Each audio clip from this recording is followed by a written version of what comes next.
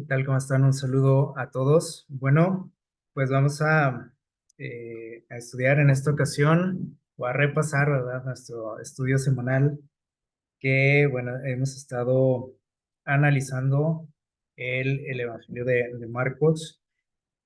Eh, Llegamos a un momento en la vida de Jesús que es crucial. Eh, Entramos a su última semana de vida en esta tierra, previo a su muerte, a su sacrificio. Eh, ya leímos nuestra cita en Mateo 23:37, unas palabras que seguramente recordamos, las conocemos. Es un lamento de Jesús por, por su pueblo. Eh, dice por aquí este libro, El deseo de todas las gentes, algo al respecto de lo que acabamos de leer, en en esas palabras de Jesús. Eh, Creo que los que son padres, sobre todo, sabrán, a lo mejor, o podrán, ¿cómo se puede decir?, entender un poquito el sentir de Jesús en estas frases que él lanza sobre la ciudad de Jerusalén. Él iba precisamente camino a esta ciudad y cuando llega por ahí al monte de los Olivos, se quedó mirando la ciudad. Estaba ya pues casi por terminar el día, estaba cayendo el sol y bueno, ¿cómo podríamos decir? El paisaje o la escena que está viendo Jesús era algo muy, muy bonito, según se registra. La gente que venía con él se quedó admirando el cuadro y Jesús también se queda viendo la ciudad, pero él está con otra cosa en mente, ¿no? Y expresa estas palabras que todos conocemos, Mateo 23:37, donde dice: Jerusalén, Jerusalén, que matas a los profetas y apedreas a los que te son enviados.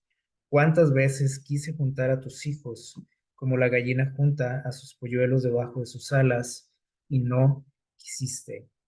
Eh, Les digo, los que son padres sabrán probablemente, o se identificarán un poquito con lo que expresa aquí Jesús, sobre todo los padres que han tenido que lidiar con hijos rebeldes, ¿no? O con decepciones de sus hijos. Lo que está expresando Jesús aquí es con una gran tristeza ante la situación. Él se queda contemplando la ciudad y dice por aquí en el libro Deseado de todas las gentes, dice: Jerusalén había sido la hija de su cuidado. Es decir, por más de 1000 años, Dios había cuidado a este pueblo. Dice aquí, como un padre tierno, y como un padre tierno, perdón, dice, se lamenta sobre un hijo descarriado, así Jesús lloró sobre la ciudad amada. Eh, Jesús está como contemplando, ¿no? Y pensando en el pasado.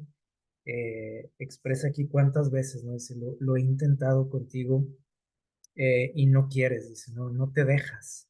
Eh, y aparte también él se proyecta hacia el futuro y ve que el fin de este lugar pues no es nada, nada agradable, ¿no? Y ustedes conocen lo que sucedió, ¿no? En este lugar, pocos años después, y dice estas preguntas que Jesús tenía en su mente. Dice: ¿cómo puedo abandonarte? ¿Cómo puedo verte? Dice, condenada a la destrucción. ¿Cómo dice, perdón, dice, puedo permitirte colmar la copa, perdón, de tu iniquidad? Puedo dejarte, dice, que llegues al límite, ¿no? De tu maldad. Dice, cuando el sol ya en su ocaso desapareciera de la vista, el sol estaba cayendo, dice, el día de gracia de Jerusalén habría terminado. Este momento no fue algo así como casual, sino que literalmente nos menciona por aquí que el tiempo de gracia sobre el pueblo de Israel había llegado a su fin. Entonces, ¿se imaginan la tristeza que sintió Jesús al ver que él había intentado, dice aquí como se compara también como a una madre, ¿no? Dice aquí como haciendo alusión a las gallinas, cómo cuidan, cómo protegen a sus hijos, cómo los guían. Eh, pero el pueblo era un pueblo rebelde, lo sabemos, ¿no? Y entonces imagínense el dolor que sentía Jesús sobre sobre este pueblo, ¿no? Que tanto amaba. Y nosotros podemos eh, también como señalar, ¿no? Al pueblo y decir, pues, qué ingratos, ¿no? Qué rebeldes, qué cabezones. Pero acuérdense que todo esto también tiene que ver con nosotros, ¿sí?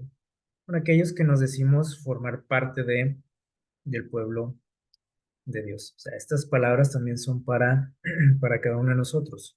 Es muy común, ¿no? Ver la maldad del pueblo, ¿no? De Israel cuando leemos la Biblia y mover la cabeza, ¿no? En desaprobación a lo que sucede, lo que leemos, las cosas que entendemos, ¿no? Ahí en la palabra de Dios. Pero recuerden que todo tiene una aplicación también en nuestra vida y es lo que queremos también destacar en esta ocasión. Así que bueno, Jesús se detiene antes la vez pasada también estudiamos un poquito de cómo Jesús les anuncia a sus discípulos que él tiene que ir a Jerusalén. ¿Sí? Y no va en plan de paseo ni de trabajo, va a cumplir su misión, va a ser entregado, les indica eso.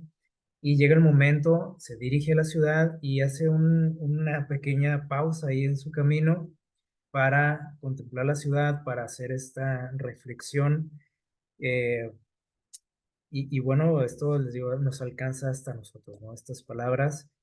Eh, Cuando va Jesús de camino a Jerusalén, él le pide por ahí a algunos de sus discípulos que se adelanten para que vayan a hacer algo. Ustedes lo estudiaron por ahí en la semana. Les pide que van a buscar a un burrito, ¿se acuerdan? Un animal.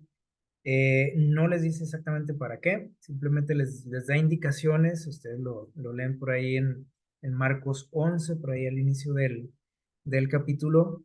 Les da una serie de indicaciones y les pide que consigan al animal eh, para algo. ¿Sí? No les indica para qué, los envía por delante. Él se dirige a la ciudad, mucha gente va acompañándolo, venían del el poblado de Betania, que estaba ahí a unos 3 kilómetros de la ciudad, muy cerca. Eh, y cuando ven que Jesús se dirige a Jerusalén, muchas personas, incluyendo algunos de sus discípulos, si no es que todos, comenzaron a tener una buena corazonada, como decimos, acerca de lo que iba a hacer Jesús. A pesar de que Jesús les había indicado a sus discípulos cuál era el propósito de su visita a la ciudad, parece ser que sus expectativas que ellos tenían, sus anhelos, de lo que ellos consideraban que era o que tenía que ser las características del Mesías, pues todo eso nubló lo que Jesús les había contado.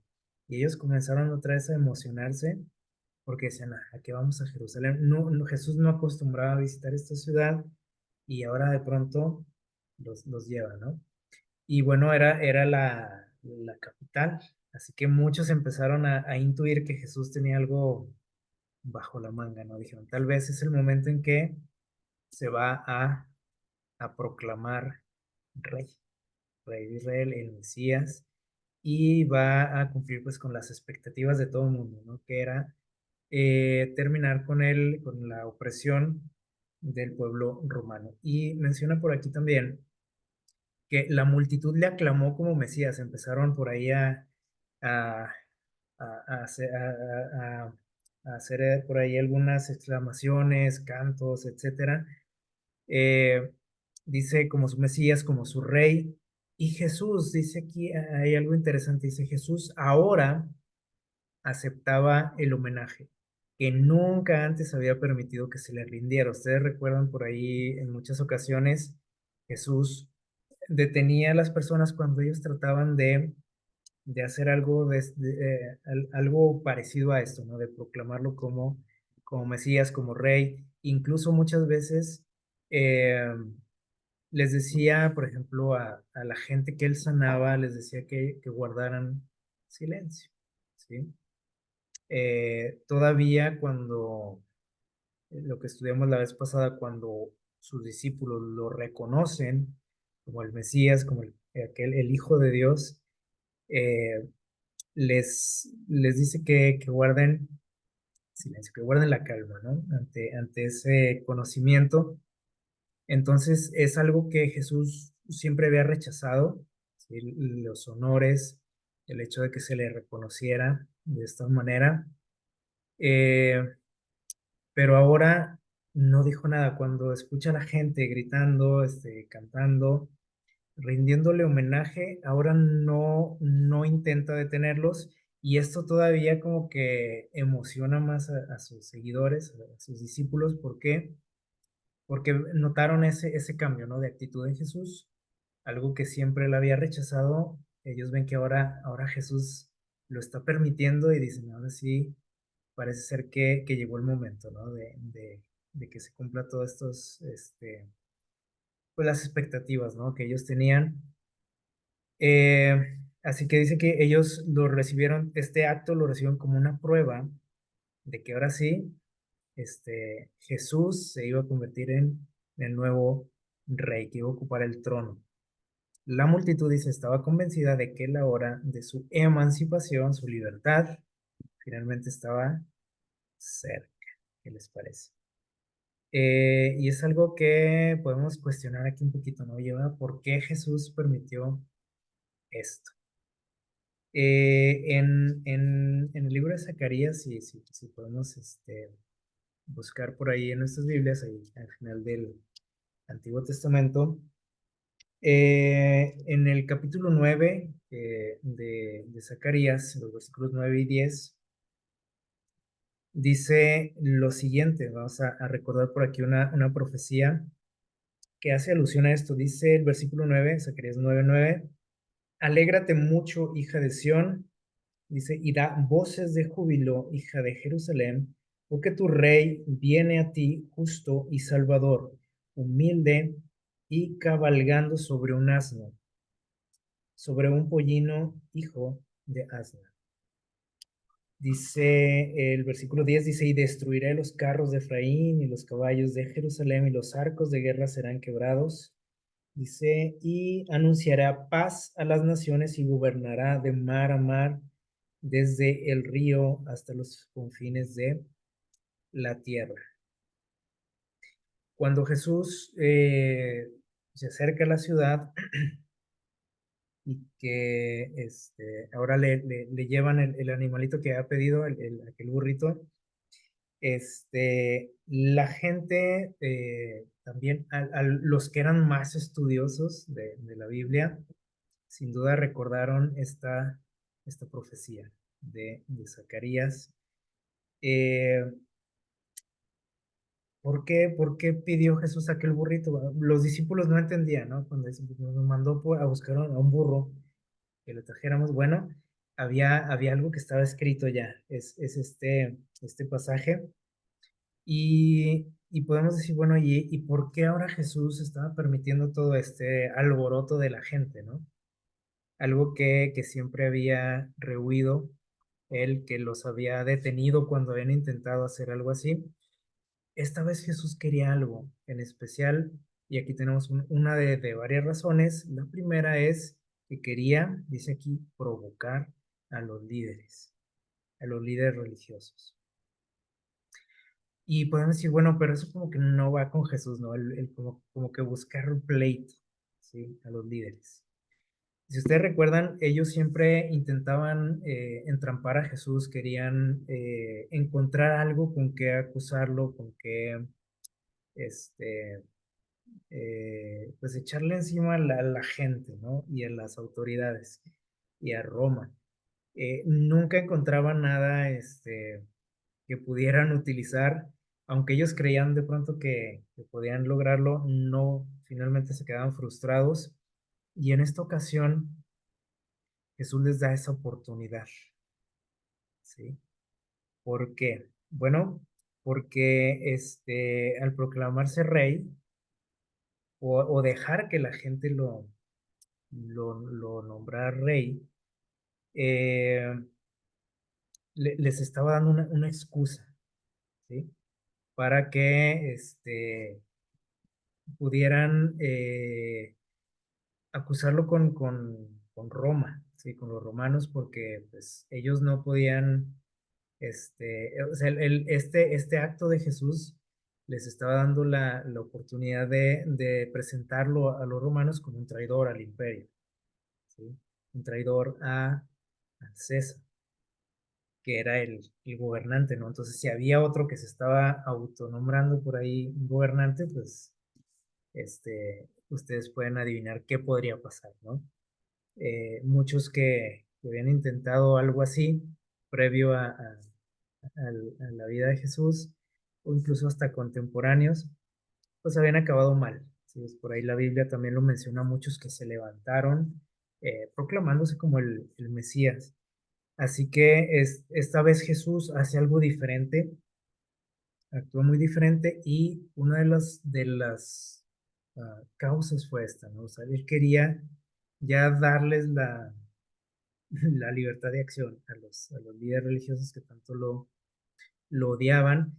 Quería, acuérdense que todo el plan de salvación, la misión que Jesús tenía, todo estaba perfectamente planeado, ¿sí? Con fecha y hora. Entonces llegó el momento en que tenía que suceder esto y simplemente Jesús permite, ¿no? Que las cosas se den de esa forma. Eh, otra cosa que Jesús pretendía cuando sucedió esto era el que la gente, dice por aquí, fuera y se acordara, como mencionamos ahorita, de los escritos proféticos, lo que habían dicho los profetas acerca de él. Así que, sin duda, mucha gente, les digo, que de los que estaban ahí presenciando esto, se acordaron y dijeron, esto es lo que había predicho quien, Zacarías. Y iba a ser como ¿cómo se dice? El tema de esos días, del momento, y mucha gente sin duda iba a que ir a la Biblia a corroborar lo que se decía. Así como puede ser que nos suceda a nosotros cuando vemos cumplimiento de profecías en nuestros días, y a muchos sin duda nos surge la curiosidad de ir a qué, a revisar los escritos, a revisar las profecías y ver que, corroborar que lo que estamos viendo, los acontecimientos que vemos día a día, estaban ahí, ¿no? Ya previamente predichos en la palabra de Dios. Eh, este era otro objetivo de Jesús y que ellos pudieran ligar, ¿sí? Su sacrificio, lo que iba a pasar, su martirio, que lo pudieran ligar con todas las profecías que hablaban de él. Entonces, esta era otra cosa que Jesús pretendía cuando permitió eh, ¿cómo podríamos decir? Que toda esta procesión, ¿sí? Lo nombraba como rey. Otra cosa aquí que podemos ver y algo muy, ¿cómo podríamos decir? Muy espiritual en el sentido espiritual.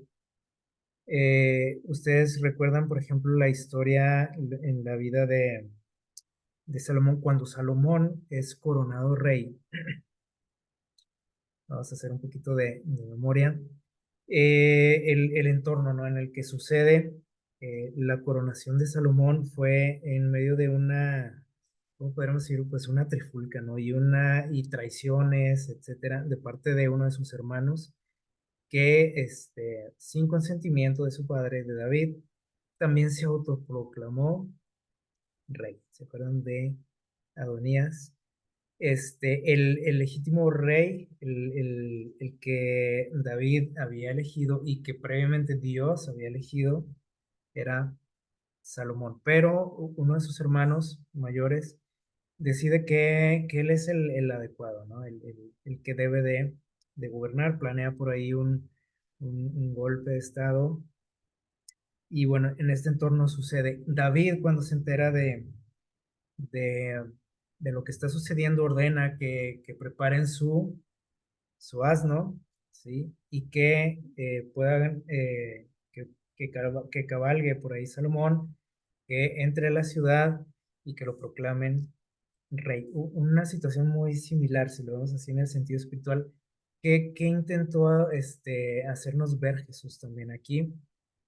De igual manera, había alguien en este mundo que se había autoproclamado el rey de este mundo, el gobernante de este mundo. Y Jesús, en un acto así también parecido, ¿no?, a lo que sucede con Salomón, nos hace ver y hace ver también al pueblo quién es el verdadero rey, ¿sí? Aquí Jesús no se está metiendo con los romanos, no era su objetivo. Quería dejarles en claro que también, o sea, su reino no era de este mundo, ¿no? Entonces, había algo más en juego que un simple gobierno terrenal, como muchos pensaban, ¿no? Y Jesús eh, entra a la ciudad eh, proclamado como rey, ¿sí? Y, y a la vez, haciendo, ¿cómo se puede decir?, a un lado al impostor, ¿no?, al suplantador, que es Satanás, ¿sí? O sea, era una reafirmación, ¿no?, de quién es el que manda, quién es el rey de este mundo. Y finalmente, otra cosa que nos quiso ilustrar Jesús con este acto fue su victoria final sobre el enemigo, ¿sí? O sea, él es el verdadero rey, pero aparte él viene a acabar con el mal, ¿sí?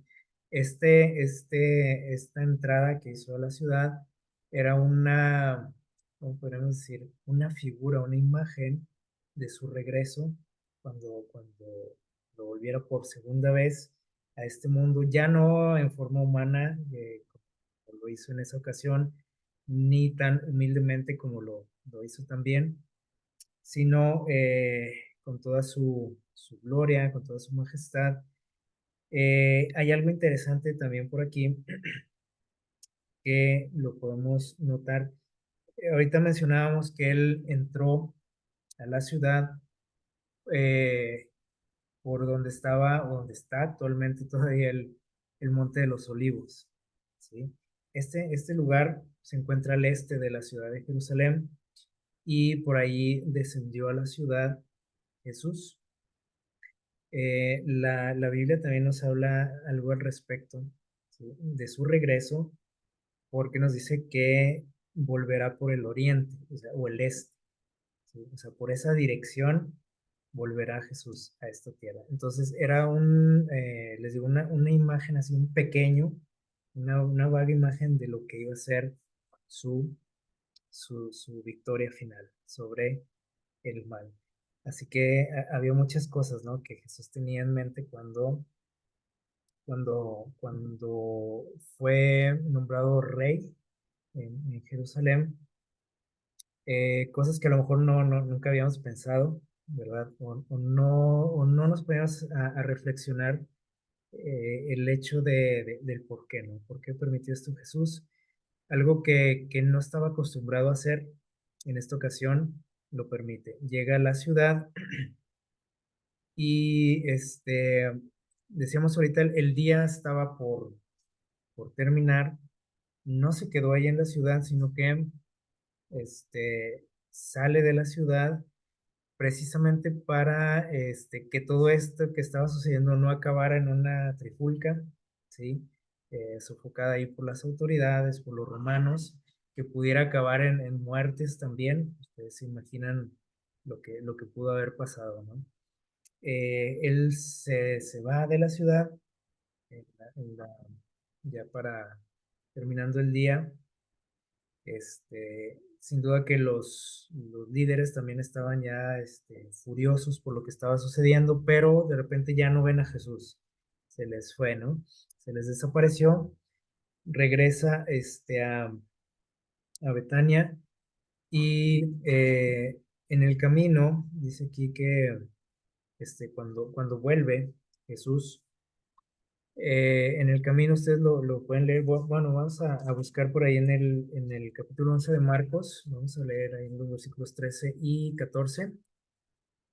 Marcos 13, perdón, Marcos 11, 13 y 14. Vamos a ver aquí un detalle que sucede y vamos a ir ligando aquí un poquito todo lo que sucedió en esos días, porque todo tiene una relación. Miren, dice el versículo 13, dice, dice, al día siguiente salieron de Betania y otra vez se dirige a la ciudad, y Jesús dice, sintió hambre y viendo de lejos una higuera con hojas se acercó a ver si hallaba algo en ella y al llegar no halló, dice, sino hojas, o sea, estaba vacía la higuera, no tenía fruto y dice, porque no era tiempo de higos. Y esto es algo bien interesante. Eh, Podremos decir, bueno, ¿y a qué se acercó Jesús si él sin duda sabía que en ese tiempo no se daban los higos, ¿sí? Y entonces Jesús le dijo a la higuera, nunca más coma nadie fruto de ti, y lo oyeron sus discípulos. Maldijo a este árbol, y fue algo que a los que escucharon a Jesús, ahí sus discípulos dice que lo escucharon, se quedaron un poquito extrañados porque esas palabras no eran comunes en Jesús. O sea, el hecho de lanzar maldiciones no era su estilo. Este, todas las palabras que él siempre decía iban encaminadas a las bendiciones, ¿sí? A hacer sentir bien a las personas. Eh, y en esta ocasión lo escuchan molesto a Jesús, maldecir a un árbol, o sea, ni siquiera una persona, era un árbol, una planta, y se quedaron así como que, ¿por qué pasó esto? Probablemente, perdón, nosotros también cuando leemos esta historia, eh, se nos hace algo extraña, ¿no? Pero vamos a tratar de entender un poquito qué sucedió en ese momento. Miren, hay algo que destaca por aquí, al final el versículo 13, donde dice que no era tiempo de higos. Y entonces decimos, bueno, y si no era tiempo de higos, ¿por qué Jesús va y busca higos? Bueno, nos dice por aquí que es natural en la higuera, dice, que aparezcan los frutos antes de que se abran las hojas, ¿sí? O sea, los higos normalmente salen antes de que aparezcan las hojas en la higuera o que se abran las hojas. Eh, Dice, por lo tanto, este árbol que se menciona por aquí que estaba cubierto de qué? De hojas, o sea, se veía muy frondoso el árbol. eh, dice que la vio de lejos y la vio llena de hojas, así que automáticamente Jesús dice, es un árbol que tiene frutos, ¿sí? No era tiempo de higos, pero cuando Jesús ve este árbol, dice seguramente pues se adelantó, ¿no?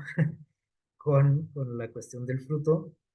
Se acerca a Jesús, tenía hambre, dijo, "Pues, seguramente aquí hay fruto". Pero se encuentra que cuando llegan, más bien solo encuentra las hojas, ¿sí? Así que nos dice por aquí el final de este parrafito, eh, su apariencia era, ¿qué dice aquí? Engañosa. Porque si ya tenía las hojas abiertas, se suponía que tenía fruto. Esa era la lógica. No sucedió así con este árbol. Y entonces aquí podemos entender más lo que sucedió, ¿no? Cuando Jesús maldice al árbol.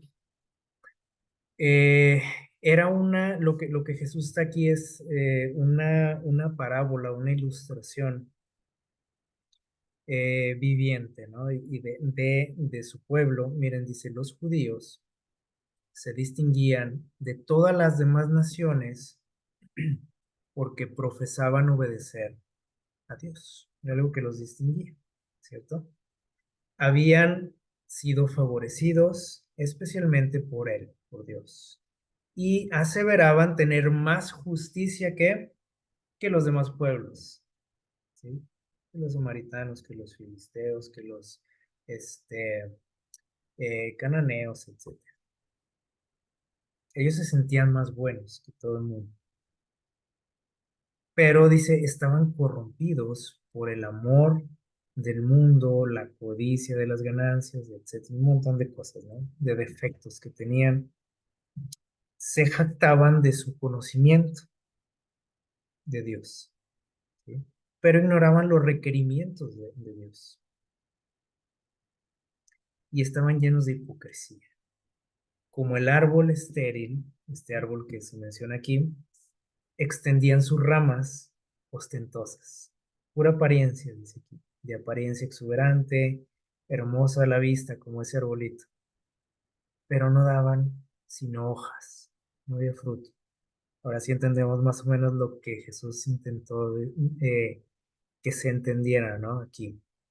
La nación judía, con su templo magnífico, dice, sus altares sagrados, sus sacerdotes mitrados y ceremonias impresionantes, eran, dice simplemente que apariencia externa, pero carecían de humildad, de amor y benevolencia. Y aquí es donde volvemos a lo mismo, ¿no? Que decíamos hace rato, que decíamos, es cierto, ¿no? Que eran muy desagradecidos, muy desobedientes, muy, altaneros, ¿no? Con los demás pueblos, la gente que no era judía. Pero hay que ponernos en su lugar, ¿no? El pueblo de Israel ahorita, bueno, lo hacemos a un lado y vamos a ver cuál es nuestra condición, ¿sí? Yo como creyente como iglesia. ¿Cuántas veces nosotros también presumimos, ¿no? De mucho conocimiento de Dios, de tener la verdad, de ser el pueblo escogido? ¿Cuántas veces presumimos nuestros programas, nuestras ceremonias, nuestras predicaciones, nuestras instituciones? Pero eso dice aquí que simplemente es que la, la apariencia. Cuidamos mucho la apariencia, incluso hasta la física, ¿no? Cuidamos mucho ahí con un lujo de detalle, ¿no? Pero esa apariencia, dice Dios, no pasa de ahí. Y eso es un gran problema, ¿no? Miren, sigue diciendo por aquí, ningún árbol del huerto, ahí donde andaba Jesús cuando pasó por ahí, por el camino, ningún árbol tenía fruta. O sea, todos se veían, este, dice aquí, pero los árboles que no tenían hojas no despertaban expectativa ni defraudaban las esperanzas. Es decir, se veían los árboles pelones secos todavía. Pero ese árbol le llamó la atención a Jesús y trayendo hambre dijo, pues de aquí voy a conseguir algo, ¿no? Entonces, todos los demás árboles, dicen, no despertaban expectativas. O sea, tú los veías y o sea, ni siquiera pensabas en comerte un rico higo. Pero dice aquí, estos árboles, aquí está una ilustración, dice, todos estos árboles secos, sin hojas, representaban a los gentiles, a la gente que no conocía de Dios, los pueblos que no tenían el conocimiento que tenían los judíos. Y si lo trasladamos a nuestro tiempo, pues lo mismo, ¿no? Representan a la gente que nosotros consideramos que no conocen de Dios, ¿no? Que están allá lejos de Dios, que viven lejos de Él. ¿Y a quién representa entonces esa higuera? Dice aquí. O sea, gente que dice aquí que no representan, no despertaban expectativas. Pues viven lejos de Dios, no conocen de Dios. Tú puedes suponer cómo es la vida de una persona que no tiene temor de Dios. O sea, no hay que, dice aquí, no hay expectativas, no hay esperanzas en esto. Pero ¿qué pasa cuando vemos a alguien que tiene esta apariencia como la higuera? Dice por aquí, todos los demás árboles estaban, o los demás pueblos estaban tan desprovistos de piedad como los judíos. O sea, eran igual, no había diferencia. Lo único que los diferenciaba era la apariencia. ¿Qué les parece? Qué triste eso, ¿no? Y eso nos sucede a nosotros también. ¿En qué me diferencio muchas veces de alguien que no conoce a Dios? En la apariencia, nada más. En que yo uso corbata y el otro no. En que traigo ahí yo mi Biblia bajo el brazo y el otro no, pero somos iguales al final. Y eso es lo triste, ¿no? Que destaca aquí Jesús dice, pero aquí dice el detalle, ¿sí? Con esos árboles o con los gentiles, dice aquí, los que no conocían de Dios, eh, era que ellos no profesaban servir a Dios, como los judíos, como nosotros. Ellos no aseveraban, dice, jactanciosamente ser buenos o mejores que otros, como lo hacen los judíos, como muchas veces probablemente lo hacemos nosotros también, como los cristianos. La otra vez mencionábamos, ¿no? Que mucha gente nos señala por este asunto, ¿no? De la hipocresía, ¿sí o no? De la apariencia nada más. Y no es que a la gente, también mencionábamos, no es que a la gente le moleste el hecho de que tú cometas errores, los mismos que ellos. Lo que a la gente le molesta y le defrauda es que tú presumes ser mejor, que tú presumes y que eres un seguidor de Jesús, que tú presumes que eres el pueblo de Dios, que tú presumes que eres mejor. Eso es lo que a la gente le irrita, ¿no? De un cristiano. No tanto de que metiste la pata, porque hay mucha gente que mete la pata ya fuera de lo que es la iglesia, y la gente pues dice, "Bueno, la regó, ¿no? No pasa nada", pero ¿qué pasa cuando tú lo haces? Te dicen hipócrita, te dicen esto, lo otro. ¿Por qué? Porque tú tienes otra apariencia. Y generalmente no es una apariencia que la gente se imagine, sino es lo que yo les hago que ver. Ese es el problema, ¿no? Y aquí Jesús está ilustrando esto con este árbol y es algo que debiésemos de aplicar a nuestra vida, lo que debiésemos de reflexionar, ¿sí? Y finalmente vean lo que sucedió. O sea, Jesús maldijo este árbol, se secó, ¿sí? ¿Qué es lo que sucede aquí? Bueno, que Jesús, por ejemplo, en este caso se acercó con la esperanza de encontrar algo diferente, ¿sí? Y cuando Jesús te ve, tú que dices que eres su seguidor, cuando tú dices que eres cristiano, que eres el pueblo de Dios, cuando Jesús te ve, también Él espera encontrar algo diferente. Y muchas veces lo defraudamos también, porque lo único que encuentra es que la apariencia externa. Estamos, como les dijo a los aquellos líderes religiosos, muy bonitos por fuera, ¿no? Como los sepulcros, les digo. ¿Se acuerdan? Muy bonitos por fuera, sí, muy peinadito y con tu corbatita y bien boleado, y tu Biblia y perfecto. Pero ¿cómo estamos por dentro? Entonces aquí Jesús nos llama la atención a esto. Al pueblo en este caso eh, le está haciendo ver que él esperaba mucho de ellos también. Tenía grandes expectativas de ellos cuando él los llama, ¿no? Como a formar esa nación, ¿no? Especial. Y una tras otra vez lo decepcionaron hasta ese punto, hasta ese momento. Jesús dice, no hay frutos. Y termina con esa maldición, ¿sí? ¿Qué significa esto? Bueno, que la paciencia de Dios se agota con nosotros también.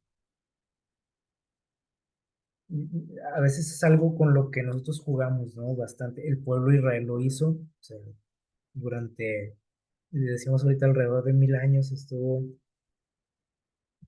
que sí, que no, que me acerco, que no. Y muchas veces nosotros hacemos lo mismo, ¿no? En nuestra vida, eh, sin pensar en que un día se va a terminar la gracia, así como se terminó para el pueblo de Israel. Y vamos a ver ahí más adelante, en los versículos 15 al 17 de Marcos 11, dice que Jesús cuando entra a la ciudad, después de este incidente de la higuera, entra a la ciudad, entra en el templo, ¿sí? Y ve lo que está sucediendo ahí, también se queda sorprendido. Previamente, o sea, cuando Jesús comenzó su ministerio, había tenido un incidente similar a este, donde había echado a los mercaderes en el templo y cuando regresa Jesús a la ciudad, ve que es lo mismo, ¿sí?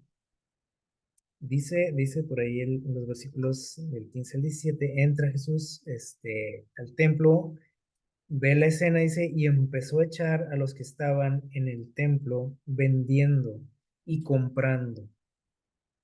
Volcó las mesas de los cambistas y las sillas de los que vendían palomas. Dice, y no consentía que alguien llevase objetos por el templo. Les enseñaba diciendo, ¿no está escrito que mi casa será llamada casa de oración, pero vosotros la habéis convertido en una cueva de ladrones? Esto era simplemente una afirmación de lo que había sucedido con la higuera, lo que acababan de ver los discípulos. Eh, este lugar tenía un propósito especial, un tema. Y ahí lo dice Jesús, ¿no? Ya hace alusión por ahí a una cita de Isaías. Dice, mi casa tiene el objetivo, el propósito de ser una casa de qué? De oración. ¿Qué es la oración? Bueno, es la forma en la que nosotros nos comunicamos con Dios. ¿Cuál era el objetivo del templo? Que la gente que fuera ahí, que acudiera ahí, tuviera un momento especial con Dios, de comunicación. Eh, el objetivo tampoco era que nada más pudieran entrar ahí los privilegiados como en ese tiempo era, ¿no? Ustedes recuerdan por ahí, había un muro que separaba por ahí, que ellos lo pusieron, ¿sí? El pueblo, para que no entrara ningún extranjero ahí, que nadie traspasara ese muro, porque ellos estaban sucios, ellos no podían entrar ahí. Jesús quería o Dios quería que en ese lugar todo el mundo tuviera ese acceso a Dios. Mucha gente llegaba ahí con esa intención, y se topaban con esa pared, ¿sí? Eh, ¿Cuántas veces nos sucede esto también a nosotros como iglesia? ¿Cuál es el objetivo de la iglesia? Pues no ha cambiado tampoco, o sea, es un lugar donde se supone que vamos a comunicarnos con Dios, a escucharlo. ¿Cuál es el objetivo de la iglesia? Bueno, hay varios, ¿no? Pero aquí podemos destacar, por ejemplo, el servicio a los demás, a la comunidad, la ayuda, el apoyo, el conocimiento, o sea, es para que transmitir conocimiento también, testimonio a los demás, bendición, salvación, son muchas cosas, ¿no? Que la iglesia debería de ofrecer al mundo. Así como en aquel tiempo el templo representaba todo esto. Eh, los judíos lo hicieron muy exclusivo y finalmente perdió su objetivo, ¿no? Su propósito. Ellos vieron también ahí una manera de hacer negocio, como muchas veces también pasa en algunas iglesias. O sea, esto es algo que no es un poco algo que no hayamos visto, ¿no? En algún momento, en alguna iglesia, ¿no? Que se pierde el objetivo totalmente. Entonces, Jesús llega y pone todo en orden, ¿no? Limpia el templo de manera simbólica y les hace ver, ¿no? A los líderes que están totalmente desviados, ¿no? Del objetivo. Y esto es algo, les digo, que debemos de aplicar también a nosotros cuando leemos lo de esta escena. También decimos, uy, qué bárbaros, ¿no? Los sacerdotes permitiendo eso y el pueblo consintiendo también, y qué desobedientes, y qué esto y qué lo otro. ¿Cómo somos nosotros como iglesia? Aquí vamos a hablar como iglesia. ¿Cómo somos también? ¿Estamos cumpliendo con el propósito por el cual Dios nos tiene aquí o lo hemos distorsionado también? Nos hemos hecho exclusivistas, nos hemos hecho, eh, hemos buscado el negocio, hemos buscado cosas que no, por las cuales Dios no nos llamó.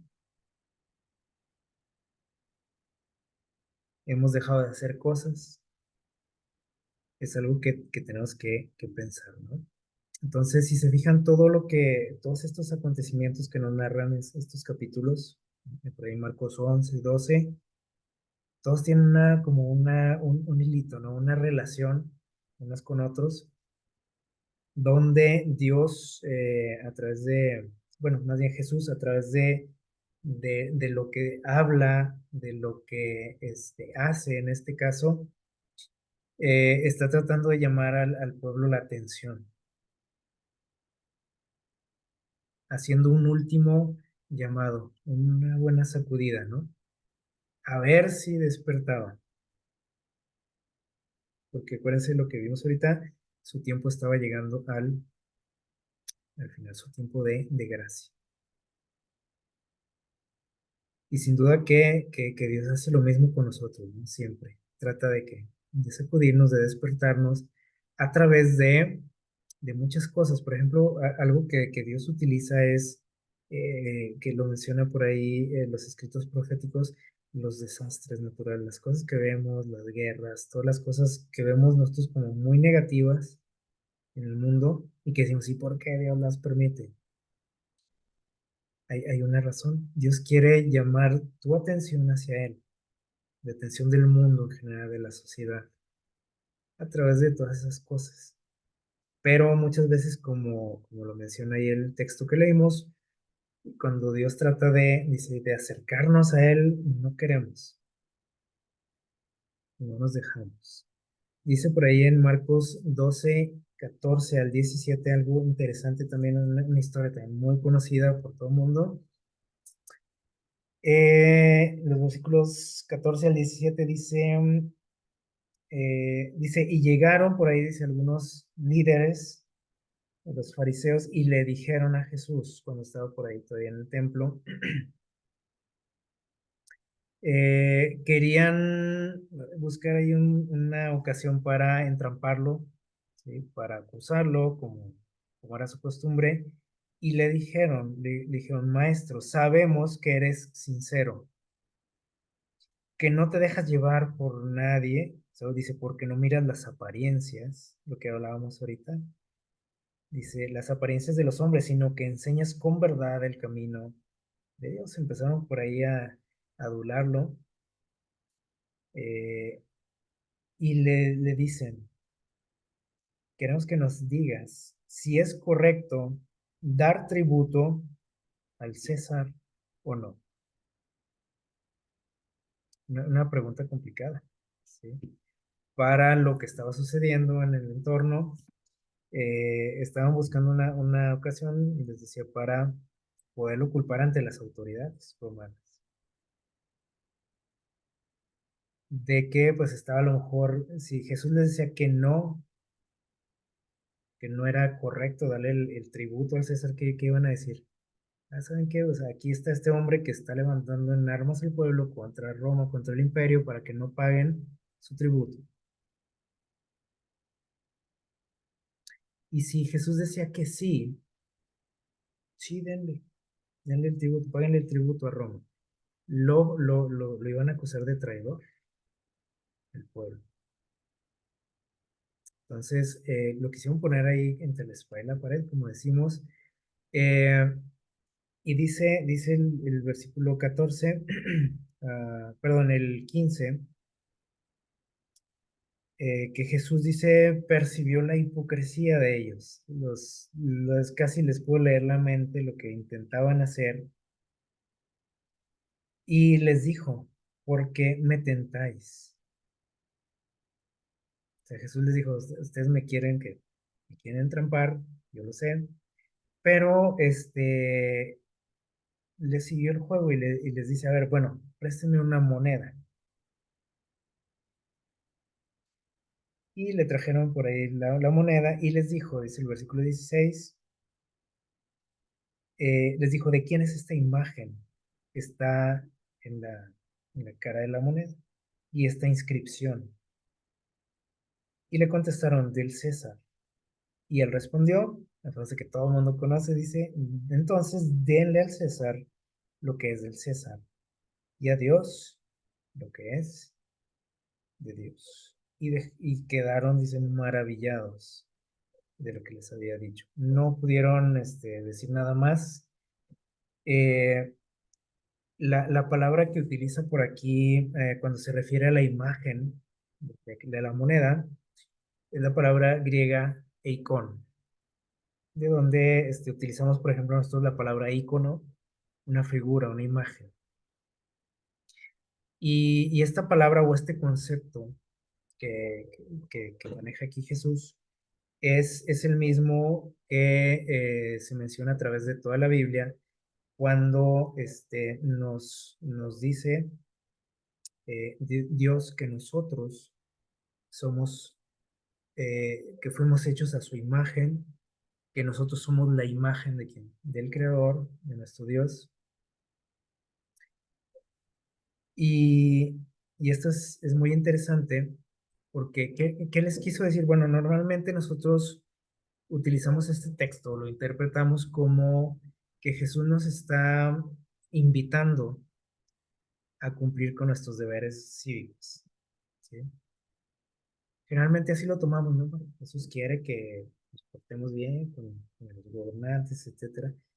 Y está bien, pero Jesús va más allá, ¿sí?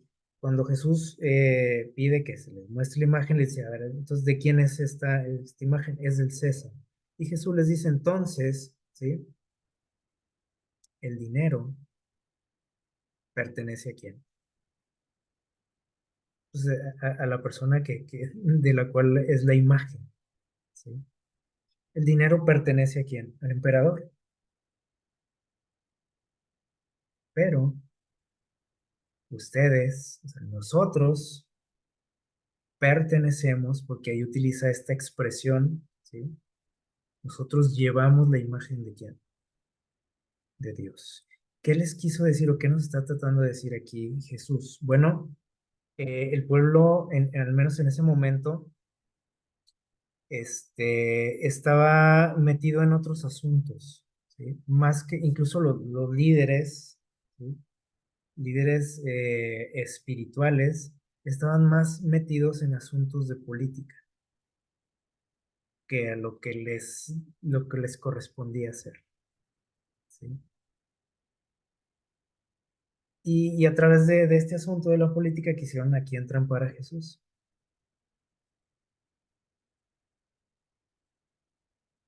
Y les dice aquí, ustedes llevan la imagen, nosotros todos llevamos la imagen de Dios.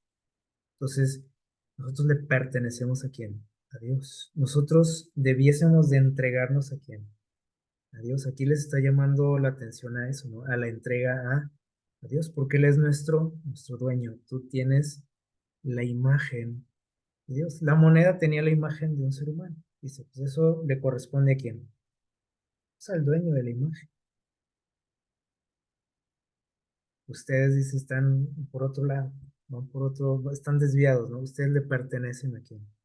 A Dios. Y cuántas veces nosotros también estamos así, ¿no? Metidos en otros asuntos, ¿no? Fuera de lo que nos debería de importar más en nuestra vida, que es precisamente por a lo que llama la atención aquí, ¿no? Jesús con esa imagen. Una imagen que hemos hablado mucho también, ¿no? La hemos estado perdiendo últimamente y cada día más, la imagen de Dios. Y nos llama aquí la atención Jesús a conservar esa imagen en nosotros.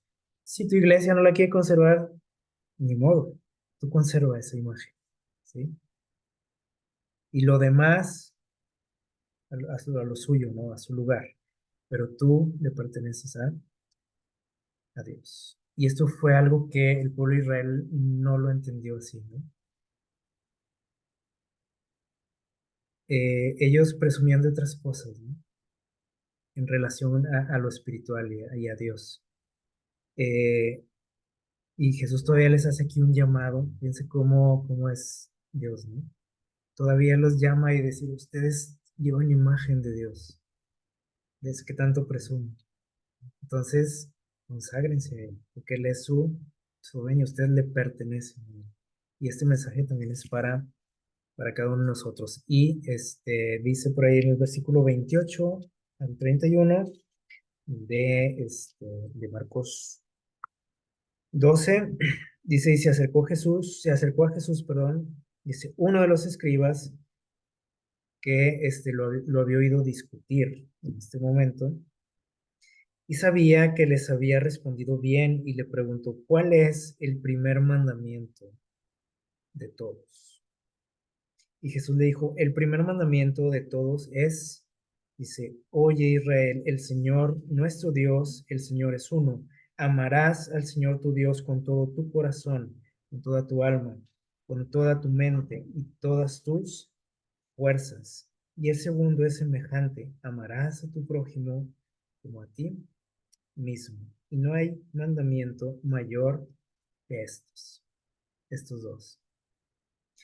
Y bueno, esta expresión de Jesús a veces la hemos también malinterpretado y lo utilizamos para decir que los 10 mandamientos ya no valen, que esto es lo bueno, ¿sí? Basta con amar a Dios con todo tu corazón y a tu prójimo como a ti mismo. Lo demás ya no sirve. Pero si nosotros analizamos bien lo que nos dice aquí Jesús, nos damos cuenta de que está resumiendo en dos frases toda su ley, ¿sí? Y aquí hay algo interesante, miren, nosotros como seres humanos siempre tendemos, como dice aquí, a alterar y clasificar, dice aquí, los mandatos de Dios. De acuerdo con, dice aquí, con nuestros propios intereses, nuestros gustos, nuestras interpretaciones, pero Dios ve su ley, ¿sí? Como un que dice aquí, un todo. ¿Por qué? Porque es un reflejo de lo que Él es. Entonces, todas esas cosas, lo que menciona, por ejemplo, los 10 mandamientos, nosotros no lo podemos clasificar así como que este sí es muy importante, este no tanto, este no importa si no lo guardo. Así somos los seres humanos, ¿no? Decimos, bueno, creo que no hay fijón, como decimos. Si no lo cumplo así, tal cual. Este sí, este no, esto sí vale, este no. Así somos, ¿no? Y así por eso hay un montón de religiones. Pero que dice aquí, o sea, la ley de Dios, sus mandamientos, son un reflejo de lo que Él es. Entonces, no podemos demeritar cosas de lo que Él menciona, ¿sí? Porque es como quitarle que atributos a Dios. O decir, esto no es tan importante en la persona de Dios. Lo puedo minimizar. O sea, todo es que, es un todo, es un conjunto de que refleja, su ley refleja lo que Él es. Entonces, como seres humanos y como iglesias también, a veces ponemos mucha atención en algo. Decimos, esto es lo que vale, ¿no? Ante Dios. Lo demás, pues ahí si tú quieres, si no, o no importa, esto es lo que tú tienes que hacer. Y les digo, por eso hay un montón de religiones, ¿no? Por eso hasta en las mismas iglesias hay fricciones a veces. Porque si, pues es que esto es lo que vale, esto es lo importante, esto no tanto en cuanto a los mandamientos, ¿sí? De Dios. Entonces, este personaje le pregunta a Jesús, bueno, ¿cuál es el más importante de todos? ¿Y qué le dijo Jesús? Prácticamente le dijo todos. O sea, no hay algo que puedas que la ley de Dios no se puede desmenuzar, ¿sí? Como muchas veces nosotros intentamos hacer. O sea, es un todo, o sea, es el reflejo de lo que Él es, de su carácter, ¿sí? Entonces, el pueblo de Israel había también hecho esto, ¿no? Había hecho una escala de valores, de mandatos, unos más importantes que otros. Para ellos era muy importante, no sé, por ejemplo, ayunar, no caminar tantos metros en sábado, no hacer esto, no hacer lo otro, no arrancar espigas, ¿se acuerdan? En sábado, no sanar, no esto, lo otro. Un montón de reglas, incluso ni siquiera venían en la ley de Dios. Eso era peor todavía, ¿no? Ellos le daban más importancia a todo eso, a las tradiciones, que a lo que Dios había dicho realmente. Y eso nos sigue pasando tristemente a nosotros, ¿no? Muchas tradiciones que traemos, costumbres, malos entendidos, los hacemos ley nosotros y demeritamos otras cosas, ¿no? Entonces, aquí Jesús está llamando la atención al pueblo también, ¿no? De cómo han distorsionado su ley, ¿sí? Y para no, ¿cómo se puede decir? Para que pudieran entenderlo plenamente, Jesús resume lo que es su ley en dos frases pequeñas y muy fáciles de memorizar para nosotros, pero si nosotros pudiésemos cumplir eso, cumpliremos la ley de Dios, ¿sí? Porque esos 10 mandamientos que nosotros conocemos están, sintetizados en estas dos frases. Así que fue algo que el pueblo de Israel, en lo que el pueblo de Israel falló, en lo que muchos de nosotros fallamos también, en intentar como adecuar la ley de Dios a lo que creemos que es más importante, a lo que no es tan importante, y así no funciona esto, ¿sí? Así que bueno, son muchas enseñanzas que están contenidas por aquí en estos capítulos. Todas ellas van hacia donde mismo, ¿no? Una sacudida al pueblo, una sacudida para nosotros, ¿sí? Para hacernos entender eh, cómo muchas veces defraudamos a Dios, ¿no? Cuando creemos que somos lo máximo, y nos hace ver que hay un tiempo de gracia para todos y que mientras Él nos habla y se dirige a nosotros, tenemos esperanza, aunque sean reprensiones, pero decir, todavía Él me está llamando. Así que dice aquí, mediante muchas ilustraciones y repetidas amonestaciones, Jesús mostró cuál sería para los judíos el resultado de rechazarle. Por estas palabras, dice aquí, Él se estaba dirigiendo a todos los que en cada siglo y se rehúsan recibirle como su redentor. O sea, no eran nada más estos mensajes para ellos, para todos los tiempos, dice aquí. Y alguien puede decir, no, pero yo sí le he aceptado como mi redentor. Sí, también el pueblo de Israel habían aceptado a Dios, pero cuando Dios vino en carne y que estuvo ahí entre ellos lo rechazaron. Con nosotros pasa igual también. Podemos tener el nombre nada más, decir yo soy cristiano porque lo acepté. Es la apariencia, puede ser nada más. Entonces, son temas muy importantes para nosotros, temas delicados, ¿sí? Porque estamos jugándonos la salvación. ¿Sí? Cada dice amonestación es para nosotros. No fue para pues, para los judíos, para los primeros cristianos, no, es para nosotros. Dice aquí, a menos que el pecador se arrepienta, o sea, que podamos ver nuestra condición real y que podamos acudir a Él en busca de ayuda. Dice, ¿qué va a pasar? ¿Cuál va a ser la consecuencia si no sucede esto? Dice, la sentencia dice que aquellos anunciaron, es decir, este, los profetas, las historias que mencionó aquí Jesús, dice, va a ser nuestra sentencia también. Entonces, eh, en estos días, en estos últimos días de Jesús, de su vida, decimos ahorita entraba ahí Jesús ya a su última semana. Y en estos momentos que acabamos de estudiar, Jesús intentó por última vez